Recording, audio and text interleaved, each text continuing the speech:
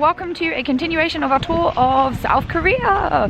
We are here in Bulguksa. Bulguksa is a temple in the east side of Korea. It's just north of Busan. It's about an hour's drive north of Busan. And it is just near a town called Ulsan, not very far away from a town called Ulsan. So we drove up here today. It cost us 1,000 won to park, and it's cost us 5,000 won to come visit the temple. Now this is a huge temple complex. It seems like it is most famous for housing relics. It's got 3 pagodas, a couple of bridges, beautiful gardens, and it actually has pretty extensive history. When it was built, actually, it was in the Silla kingdom. So it was the Silla kingdom at that time. So that was 2 dynasties ago. The Goryeo dynasty then added some bits to it and continued to restore it. The Joseon dynasty, which happened after that, continued to restore it as well. Sadly, during the Joseon dynasty, when the Japanese invasion happened, it got burnt down. So it was completely burnt down and then completely rebuilt after that. And then more recently, it's been completely restored since around 1969 all the way up until today. So we're going to take you around and show you some nice Korean relics. Hopefully you'll enjoy it. Oh, and show you some pretty places too. This is really beautiful here. Yep. Have we learned what the kanji means yet? Ah, can you see it? That first kanji, it means gate. So we're going through a gate. Oh, there's cool statues in here. Man, that guy has a dragon in his hand. I want a dragon in my hand. Do you think that this is the guy for building because he has a pagoda? And this is the guy for like power or leadership because he has a dragon, and they do like the kings have dragons on their breasts. And this is the guy for war? And this is the guy for like music and creativity. Yes, don't take anything I said. Well, actually, my earlier bits of history were correct because I looked those bits up. I have no idea about whether those guys represent those things. It's just they seem to indicate those particular qualities by how they're designed. It's time to admire some Korean wooden architecture, roofing architecture. Oh, look how cool it is. No nails, no bolt. Well, there might be some wooden bolts in there somewhere, but usually all of this wood just slots in together. It's so cool.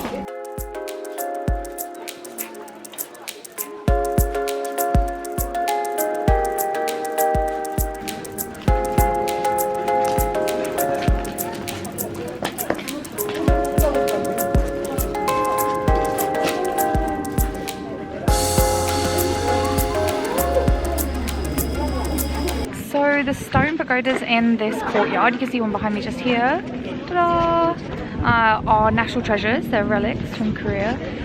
This one in particular is really quite interesting actually. It was part of an assisted robbery in 1966. Did I say assisted or attempted? This one in particular is quite interesting. It was part of an attempted robbery in 1966. I said assisted before by accident. It was part of an attempted robbery in 1966. When they were trying to restore it after the attempted robbery, they found inside the oldest example of a wood block print and a bunch of reliquaries, which Liam said to me are old relics of monks, like their remains, but we don't actually know that for sure. So inside this pagoda, let's see, there we go. So inside this pagoda, they found the oldest example of a woodblock print. After an attempted robbery, they were not going to take it apart. Otherwise, it was just by chance that that thing happened that led them to this. So cool. We're gonna go up to the main temple now. Sorry, sun in my face. Here, there's a Buddha statue inside, which is pretty cool. We may be lucky. Oh, no cameras.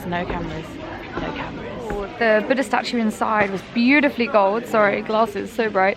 Yeah, it's a beautiful gold statue flanked by a couple of Buddha statues next to him with some monk statues on the other side. Really cool. This building actually is an example of one of the buildings here that was built in the 8th century. It was burnt down in the Japanese invasion. I didn't mention that earlier, but that was around the 1590s, I believe, so the Japanese invasion. Lots and lots of relics in Korea and lots of cultural buildings were burned down or repurposed into things that didn't really exemplify their worth. So this is an example of one of the things that were burnt down and then had to be rebuilt to, you know, to its original grandeur. So found all of these lantern I don't know what they, charms or something hanging on the roof of this hallway just here, this outdoor hallway. Oh, they make sort of a delicate sound when the wind blows. That's quite cute. We don't know, we can't read Korean, so we don't know what they say. Maybe they're prayers?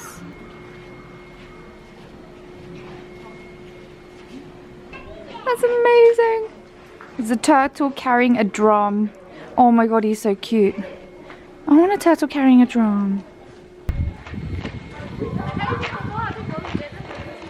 We did do some more research on the Kingdom of Silla. So when this was all built originally, which was in the 6th century, the Kingdom of Silla was the one that ruled the majority of the Korean peninsula. Apparently it was actually a very, very long kingdom or dynasty. It was about 992 years in power, and it wasn't called Korea at that time because it was actually divided up into 3 different sort of countries per se, kingdoms, and Silla was the largest. Silla actually eventually engulfed the other 3, and then I think there was a small division again which happened before it became Korea proper. It handed its power over to the next dynasty, the Goryeo dynasty, which was the one before the Joseon dynasty, which is the last one that we know of. Well, the last one that's closest to where we are now, so the last dynasty. So it was the last dynasty. So it was the Silla kingdom in all of its different countries, then the Goryeo dynasty, then the Joseon dynasty, and then sort of the actual governmental structure as we know today.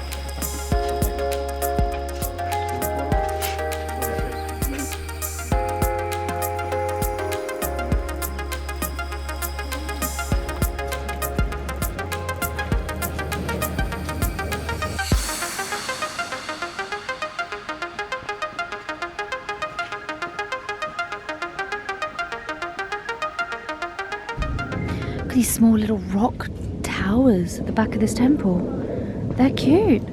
Liam, do you know what this symbolises? No. I have no idea either. Oh my god, the patience to create these, I don't think is a gift of mine. We haven't quite managed to work out what the little stone towers are for, although we think maybe they're a ritual for meditation. Although this tree, which is sticking up here, is a Zelkova tree, this one just here. Zelkova trees are famous for being the trees that are used for bonsai trees. I don't know how they get the tree from that size to the bonsai tree size, but they're the ones that are used for that. And they're native to Japan, Korea, and one other country.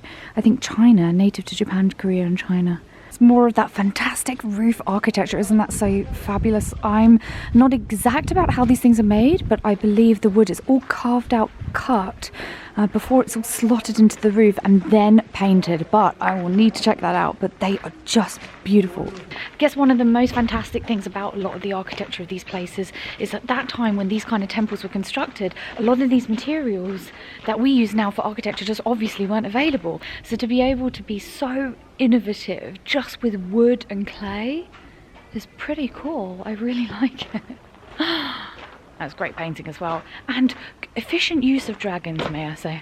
Like it. I love all those arches and alleyways. Make a really good video games, I think.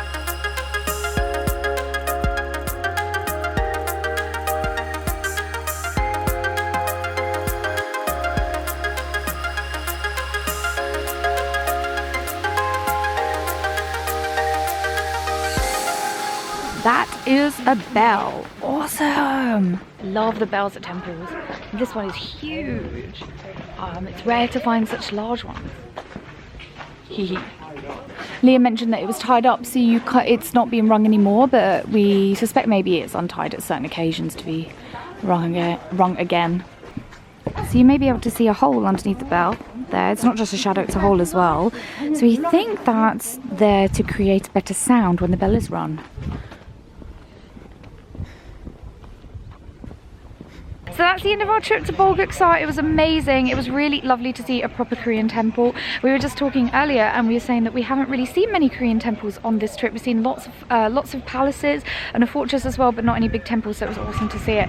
So I hope you come back to the channel to see more vlogs from Korea. Our trip at the moment, that is our trip at the moment. We're here in Korea and we're actually going to go to Japan tomorrow, so we'll do some vlogs from there too. If you have any tips or hints on traveling around Korea or Japan, or tips on history agree of Korea or Japan, please drop them into the comments. I hope you all come back again for more vlogs, and I'll see you all another time. Okay, bye. It's not really a boat, it's a jet foil. So effectively, once it starts up, it gets up to a speed where it basically hovers. I didn't realize there was going to be an immigration here, but I suppose it makes sense because we're leaving Korea. That's our boat, guys. Hi, South Korea.